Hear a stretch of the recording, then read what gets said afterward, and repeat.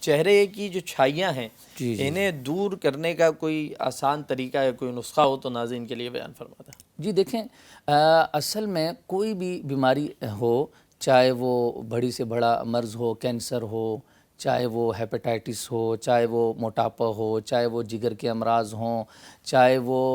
کیا کہتے ہیں بواسیر ہو، یا اس کے علاوہ جتنے بھی ایسے امراض ہو، رسولیاں ہیں، سسٹ ہیں، اس کے اندر جو بنیادی چیز ہے وہ ہے تشخیص،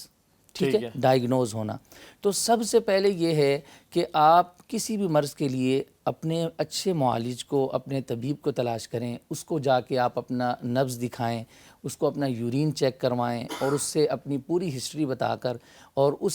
سے یہ پوچھیں کہ بھائی مجھے یہ مسئلہ ہو رہا ہے، تو وہ تشخیص کرنے کے بعد یہ پتہ چلتا ہے کہ اس کا ریزن کیا ہے۔ البتہ یہ ہے کہ میں یہ عرض کر دیتا ہوں کہ یہ جو اکثر جو ہے چہرے پر دانے نکل جاتے ہیں نوجوان بچوں کو، بچیوں کو، اور اسی طریقے سے جو ہے کیا کہتے ہیں چھائیاں ہو جاتی ہیں، چہرے میں کالے داغ ہو جاتے ہیں،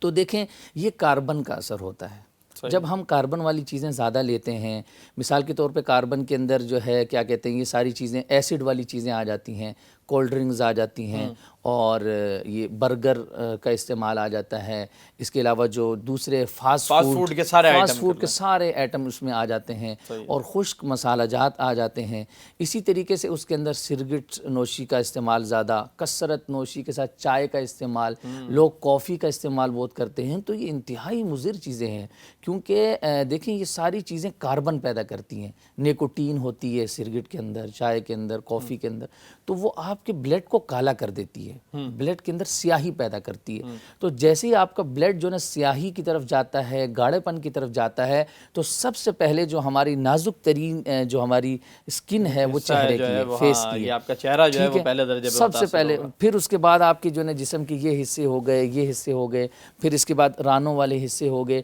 یہ جو ہے نا بلیک ہونا شروع ہو جاتے ہیں، اس میں خرابی ہونا شروع ہو جاتی ہے۔ تو ایسے جو لوگ ہیں وہ ان کے لیے پہلی گزارش تو یہ ہے کہ وہ اپنے یعنی کانسٹیبیشن نہ ہونے دیں، قبض نہ ہونے دیں۔ اس کے لیے وہ یہ کام کریں کہ دوپہر میں وہ پپیتا کا استعمال کریں، ٹھیک ہے، اور موسمی پھل جو آ رہے ہیں، جیسے آج کل خربوزے کا زمانہ ہے، تو ایسے لوگ روزے کی برکت سے فروٹس لوگ استعمال کرتے ہیں، تو وہ افطاری کے اندر اگر خربوزے کا استعمال کریں، اور اس کے علاوہ نارمل روٹین میں دن میں یا رات میں اگر وہ پپیتے کا استعمال کریں، تو ان کا چہرہ جو ہے اس سے بالکل صاف ہو سکتا ہے، بلڈ کی سرکولیشن بھی صحیح ہوگی، اور اس سے ان کا فیس جو ہے بالکل صاف ہو جائے گا۔ اچھا، اس کے لیے میں ایک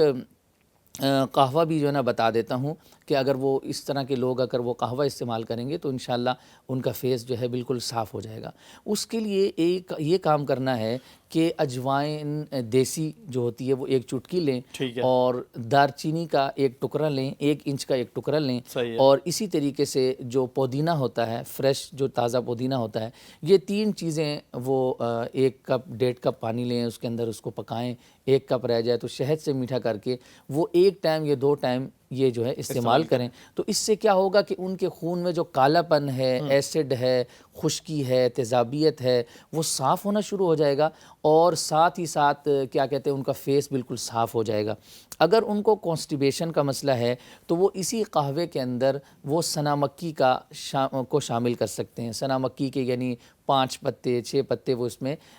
شامل کر لیں، تو اس سے یہ ہے کہ کانسٹیبیشن ٹھیک ہو جائے گی، اور فیس بھی ان کا انشاءاللہ صاف ہو جائے گا۔